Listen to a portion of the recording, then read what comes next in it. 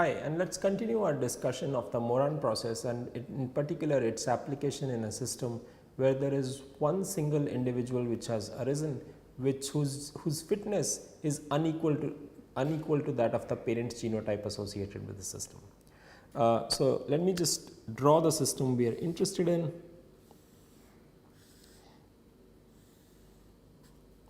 This is my environment E, the carrying capacity associated with this environment is N, and now I have two particular genotypes coexisting.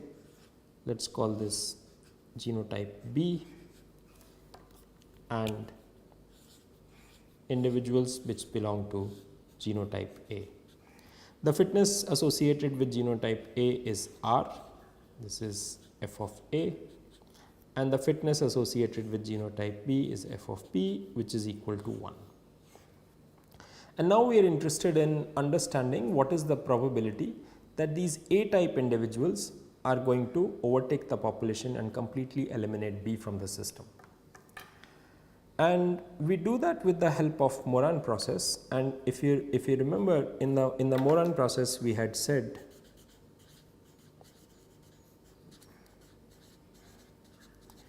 that there is one birth and one death event that takes place, and this leads to transition of the system from state I, which is number of A individuals,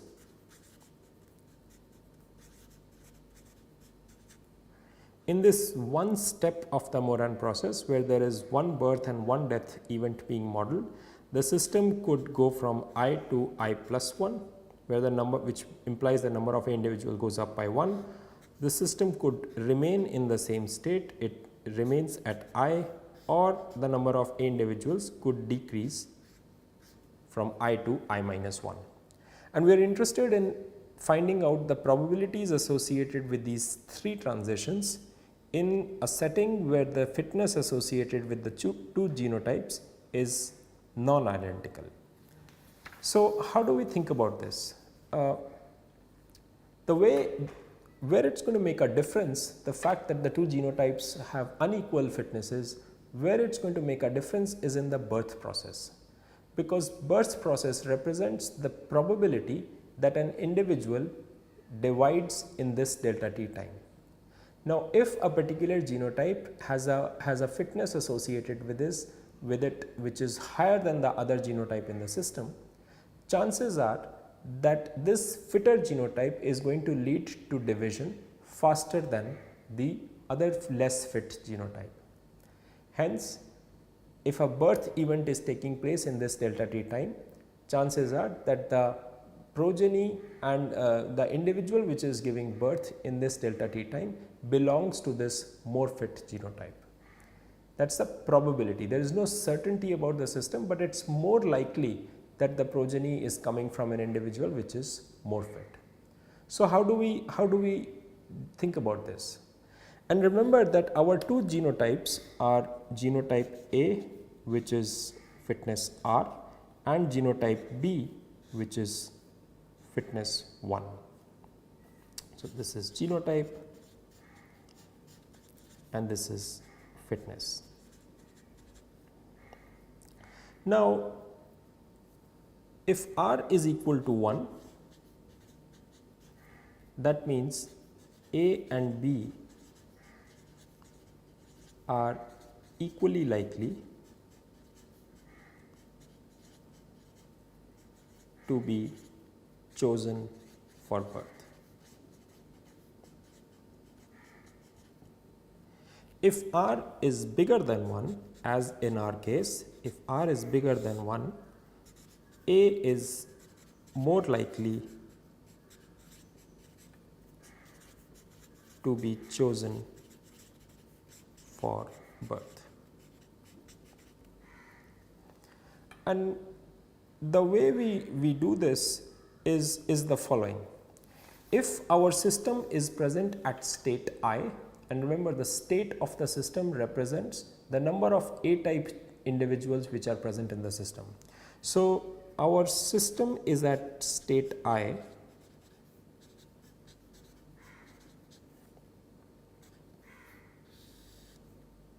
which means number of A individuals. That means there are I A individuals and n minus I B individuals.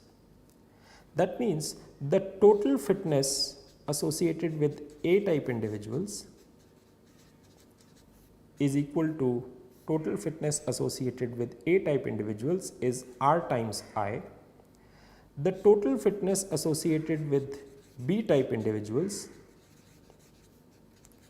is equal to n minus I times 1, and hence the total system, the grand total fitness of the system when the population composition is represented by I and n minus 1 is just going to be equal to sum of the fitnesses associated with genotype A and B. That is just equal to Ri plus n minus I. Now, out of this total fitness, I am drawing one individual for replication. And now what this process says is the probability that A gets chosen for birth is just equal to fitness associated with A type individuals divided by total fitness of the system.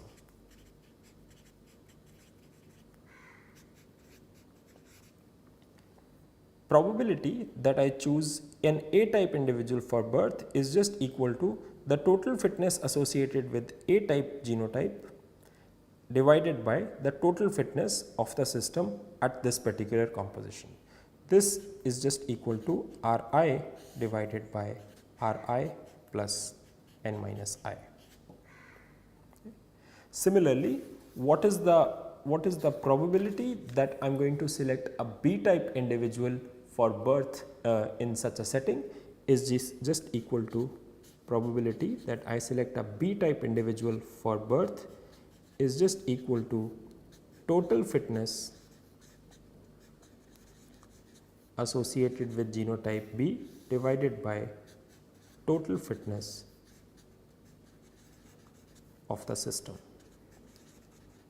which is just equal to n minus I divided by Ri plus n minus I.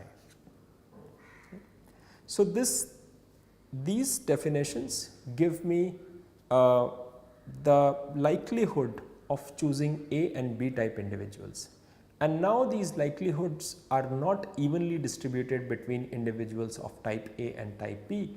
They are weighted by their respective fitnesses of of a particular genotype that we are talking about. So, this is B. Let me rewrite the probability of A being chosen for birth again, and that is just equal to Ri divided by Ri plus n minus I. What's very evident to note from here is that when you add the two probabilities, you get back 1. The denominator is n minus I and Ri. This is n minus I in the numerator, this is Ri in the numerator. When you add the two, you just get the same quantity in the denominator and numerator, the summation equals 1, which is to be expected because either you are selecting A for birth or you are selecting B for birth. There is no other genotype present in the system.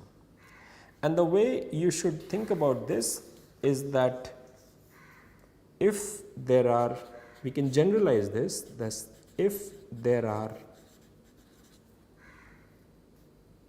Q genotypes in the system,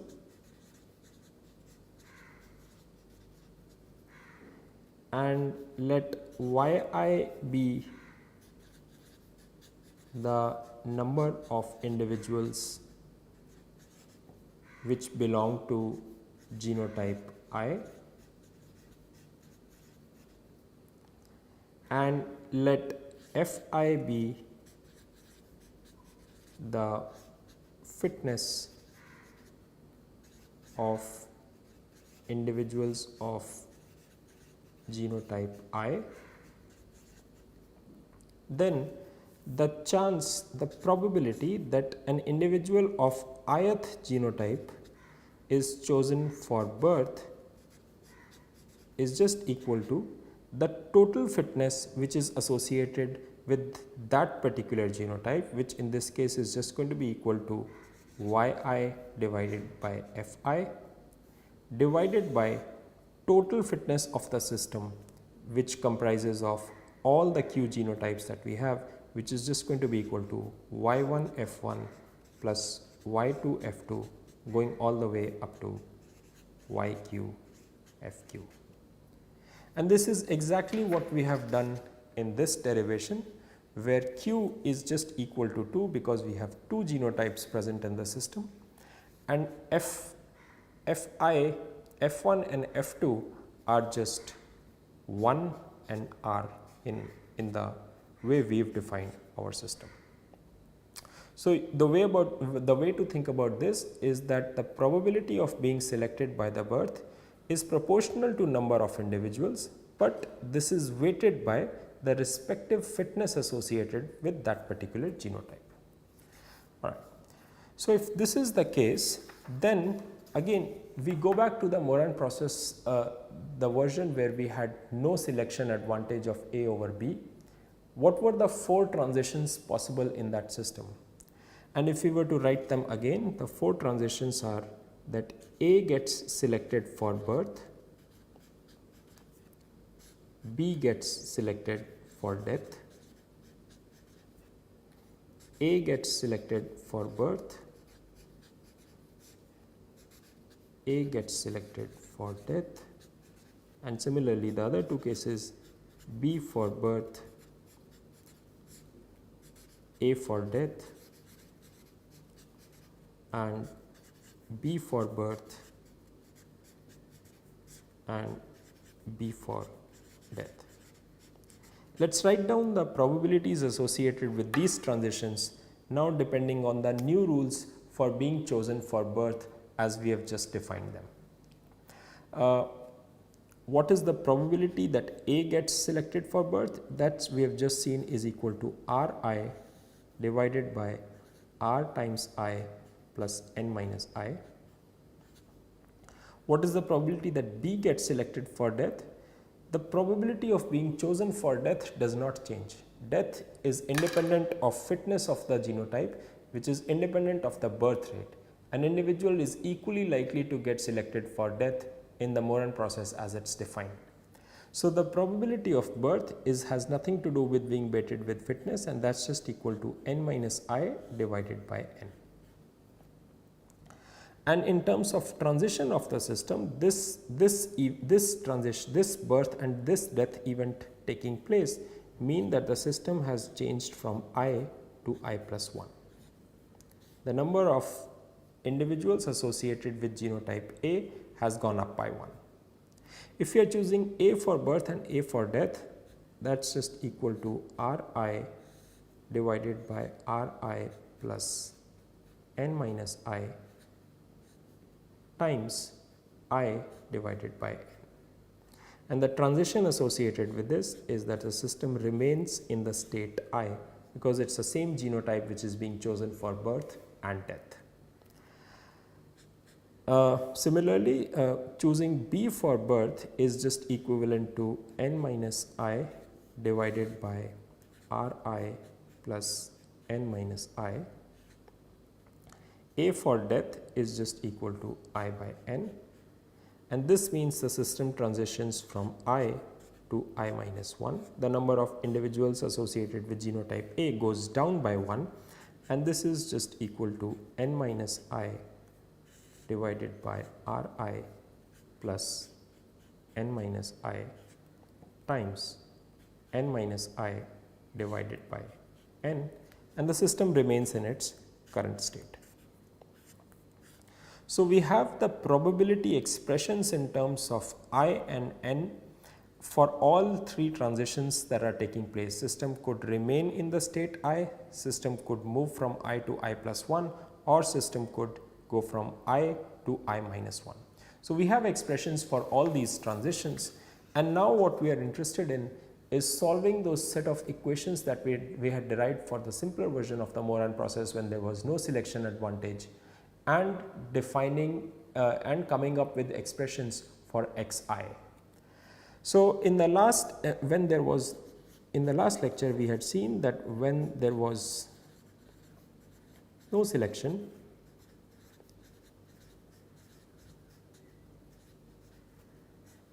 that is when r was just equal to 1, xi was just equal to I by n.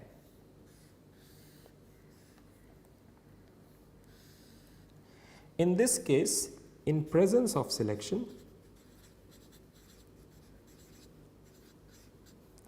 when we solve the appropriate equations associated with this case, this is r greater than 1 case, it can be shown that xi is just equal to 1 minus 1 upon ri divided by 1 minus 1 upon r to the power n.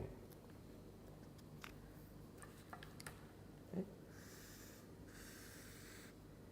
This is a extremely important result to us because it tells me what is the likelihood now of there being I particular individuals belonging to this genotype A which is fitter than genotype B, whose the genotype B has a fitness equal to 1 and genotype A has a fitness associated with it which is equal to R. What is the likelihood that A is able to eliminate individuals of B? And in particular, as we had discussed in the last section, in the last lecture, the value of xi that we are most interested in is x1, which represents the case that there is one individual of genotype A which has arisen via mutation event, and that quantity can be estimated by this expression.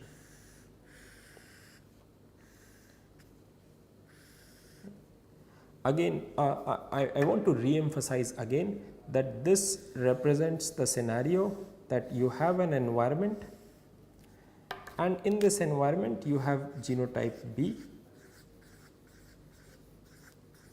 and via mutations you have this one mutant that has arisen which is genotype A,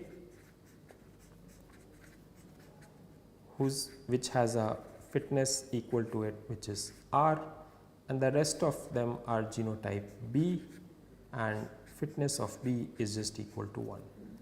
This quantity x1 represents the likelihood that this one individual is able to eliminate all the other individuals from the population, and eventually all individuals which are present in this environment are of genotype A, and that probability is given by this expression.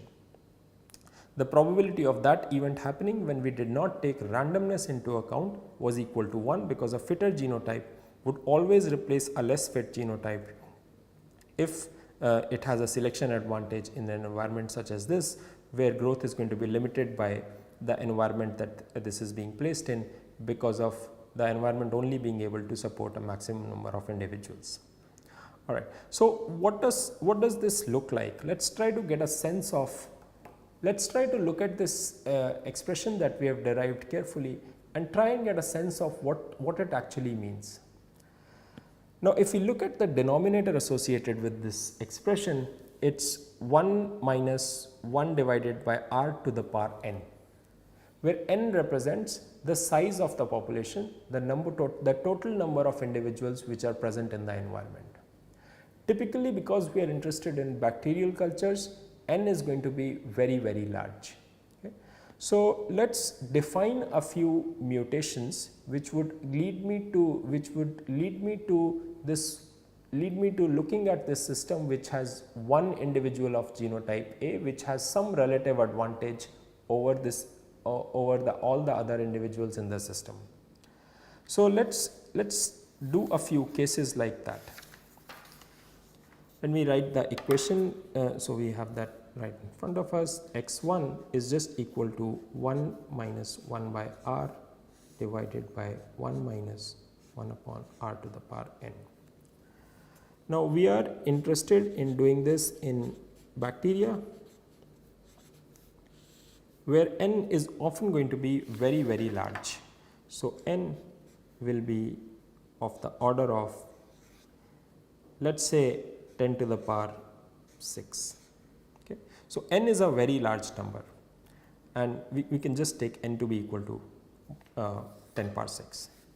Now, what this tells us is that what is the probability that this one mutation, one mutant which is growing faster than the others is able to eliminate all the slow growing individuals in the population. Let us say that the fitness of the mutant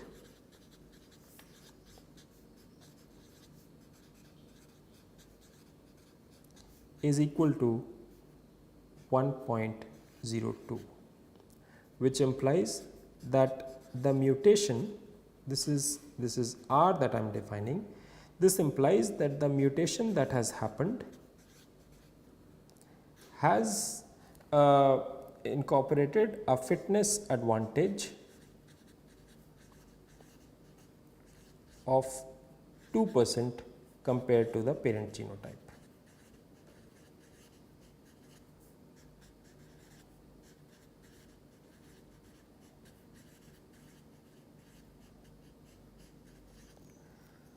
So, now we are talking of an actual setting where there are 10 power 6 bacteria growing in a constrained environment where the number of individuals cannot exceed 10 power 6.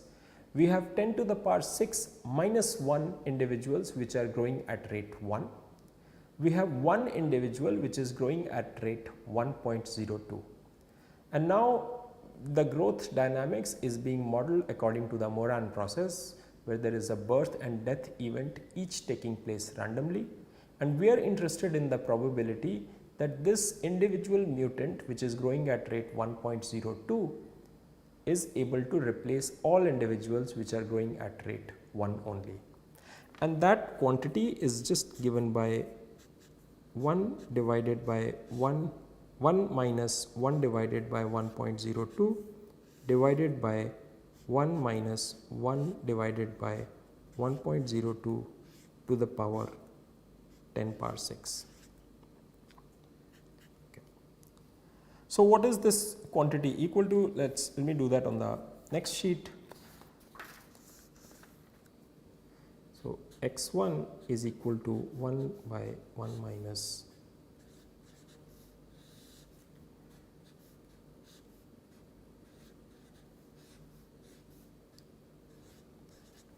when you plug in these numbers in your calculator, you will notice that this quantity 1 divided by 1.02 to the 10 power 6 is approaching 0. So, the denominator is approximately equal to just 1.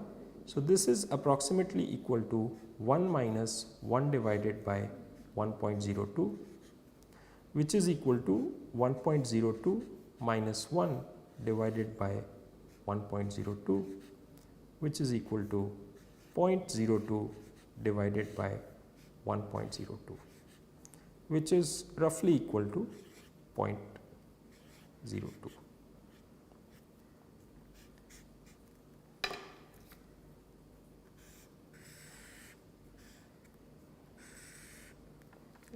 This is slightly less than 0.02 because the denominator is slightly more than 1, but for all practical purposes it is roughly equal to 0.02. This is an extremely important calculation that we have just completed, which shows us the role of randomness associated with growth dynamics.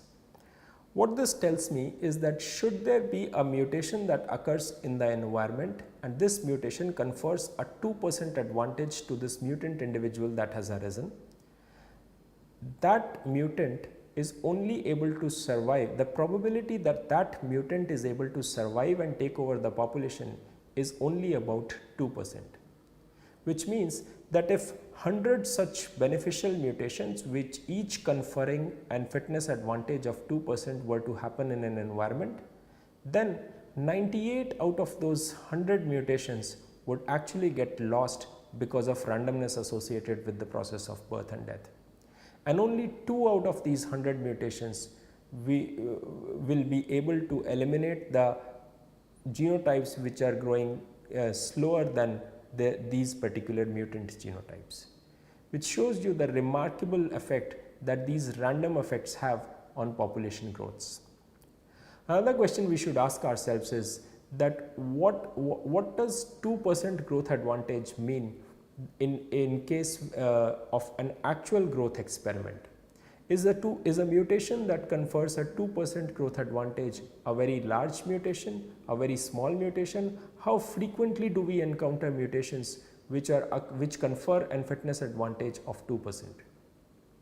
So, what we know from experimental side of evolutionary microbiology is that mutations which confer very large fitness advantages, mutations with such a large beneficial effect, that they are particularly hard to find. It's only once in a while that you will see mutations of such large magnitude take place in an experiment. These very large beneficial mutations only confer a fitness advantage of about 4 to 5%. So, 2% fitness advantage is a very realistic value of a beneficial mutation that we are talking about in this case. And even if we were to talk about a 5% beneficial advantage, if we were to quickly do that calculation, the probability that that mutation survives is just equal to 1 minus 1 divided by 1.05 divided by 1 minus 1 divided by 1.05 to the power 10 power 6. Again, this quantity goes to 0. We get this is roughly equal to 1 minus 1 divided by 1.05, which is equal to 0.05 divided by 1.05, which is approximately equal to 0.05. Sorry, let me write that again. This implies that x1 is approximately equal to 0.05. Again, what that tells us is that even if we are talking of beneficial mutations which are very large in magnitude, these are strong beneficial mutations which confer a fitness advantage of up to 5% to the individual that they are conferred upon, even those mutations have a survival chance of only about 5%. That means if 20 such mutations were to occur, 19 times out of those 20, these mutations would be lost because of randomness associated with growth and death, and only one of them would go on to establish itself and lead to elimination of the genotype which is associated with the lower fitness. So, in this lecture, what we have tried to do is sort of emphasize the role of randomness associated with these growth and death processes, and what we have eventually arrived at is a result which shows that these random processes associated with bacterial growth are exceptionally important in determining the dynamics of evolution that are taking place in a population such as this. We will continue our discussion on these topics in the next class onwards. Thank you.